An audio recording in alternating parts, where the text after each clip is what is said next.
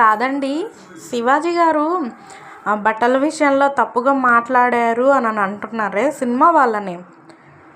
మరి ఆమె అలా మాల్లోకి సగం సగం బట్టలు వేసుకొని వచ్చి మగపిల్లలు, వయసులో ఉన్నవాళ్ళు, వయసు మళ్ళిన వాళ్ళకు కూడా ఏం మెసేజ్ ఇవ్వడానికి వచ్చారండి అలాగా? అతను అన్న దాంట్లో తప్పేముంది? పద్ధతిగా ఉండండి అమ్మ, పద్ధతిగా బట్టలు వేసుకొని వెళ్ళండి అని అన్నాడు. తప్పేముంది? సగం సగం బట్టలు వేసుకొని, సగం సగం డ్రెస్సులు వేసుకొని నలుగురిలోకి వచ్చి వాళ్ళు అట్లా అన్నారు ఇట్లా అన్నారు అని ట్రోల్ చేస్తే బాగుందా? పద్ధతిగా ఉందా మీకు? మంచిగా పద్ధతిగా బట్టలు వేసుకొని పద్ధతిగా తిరగండి అమ్మా అని అంటే ఇది తప్పుగా ఉందా?